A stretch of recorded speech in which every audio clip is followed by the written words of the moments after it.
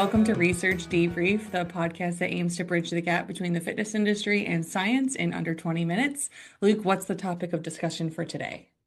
Yeah, a brand new paper just published in the American Journal of OB and Gynecology, hot off the press. The title of the paper is The Impact of Exercise Training During Pregnancy on Maternal Biomarkers. So this is a systematic review and meta-analysis, a review of all the literature that now provides us with the most up-to-date understanding of how exercise impacts pregnancy. So excited to dive into this topic. Me too, because when I was pregnant, I had no idea what to do and what was going on. I actually was doing reformer Pilates very consistently, and there seemed to be a lot of misinformation about how long I could, one, exercise, and two, the intensity during which I could do it. So I'm fascinated to hear what the takeaways are.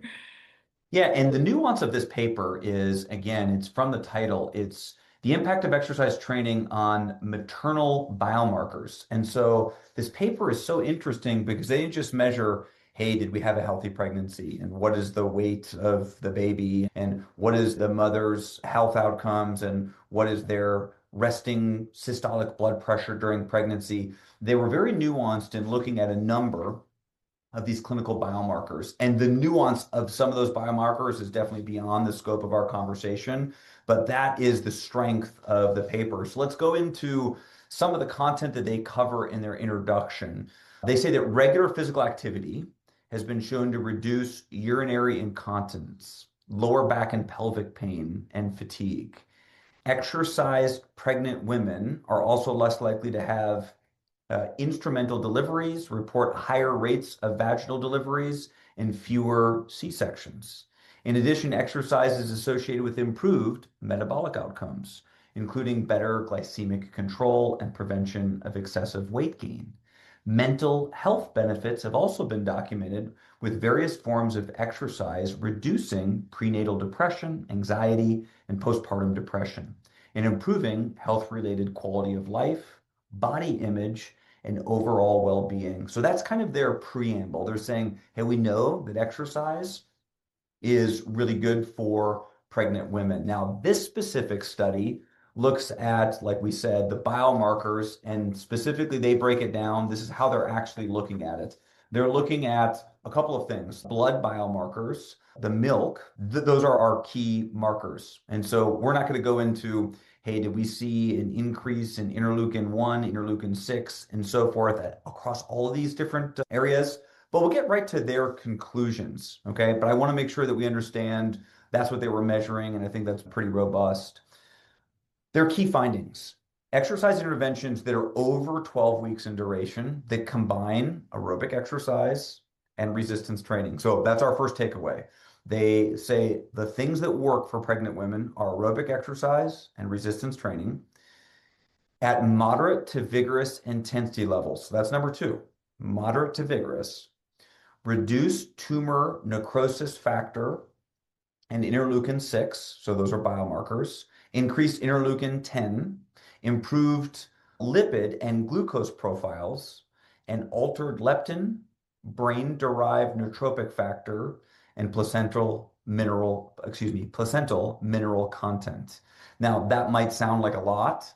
They conclude by saying, what does this really add to what we already knew?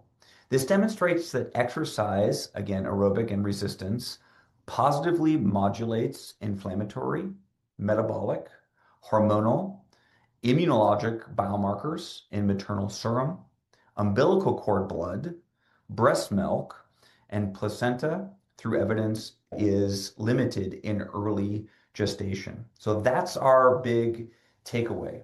And I think we can almost stop right there. And Rachel, I'll let you kind of add what you want to add or ask what you want to ask. But that's our big takeaway from this paper. Well, immediately I just started thinking about the opportunity here because women make up a very large percentage of gym members, and a percentage of those are going to get pregnant. And they're just from going through this experience myself, there is not a lot of clear information, it sounds like there is now, as to what women should be doing when they get pregnant as they continue through their pregnancy. And I had to like really scour the internet. I ended up going through Instagram to find my information. And so I just think just talk a little bit about the importance of this topic for clubs and the Yeah. opportunity they have.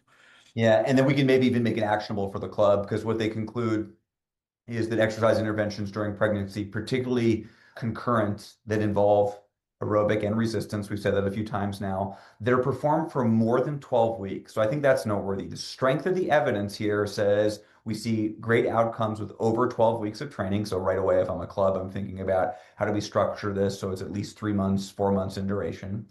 2 to 3 weekly sessions at moderate to vigorous intensity. So right there, we have some of the guidelines for how we're actually doing it.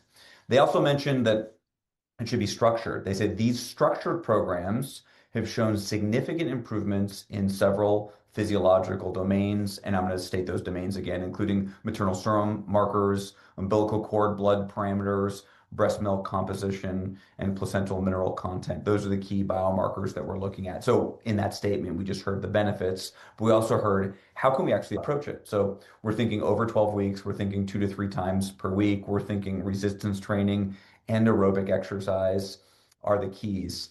That's where we can focus. I just don't think that we've talked very much about all of these benefits. We can market and message around these benefits, and we can build our programs around things that are that simple. I still think it's worth noting this is the best scientific research that we have, and there's a lot that's not included in here, and we should probably lean into that. I think there's probably a lot of clubs that are focused on things that are not supported by the research. And again, when we talk about applying this research, it's not just what we decide to do, but it's also what we decide not to do or what we omit. There's a lot of things that clubs are saying are important for pregnant women that are just not included here. And so sometimes this sounds so basic, but it's some intense, we said, aerobic exercise, some intense resistance training was really the focus. There's a heck of a lot of other forms of exercise that they did not include here. Now, believe me, they looked at the research on those forms of exercise. The systematic review included those types of exercise. They just didn't conclude that that's where the benefit existed. So I think that Okay. is noteworthy as well. What we omit is probably important. So if a pregnant woman comes to you asking for advice on what they should be doing, or if you're programming a specific prenatal program, the consensus is it should have an aerobic component, a strength component, and it should be moderate to vigorous in nature. Yeah, and longer duration, 12 weeks. Yep, absolutely. Okay. And so it doesn't mean we can't still love things like Pilates and yoga and saunas and group X, so many other things, but this is just not what we should be marketing to our pregnant consumer.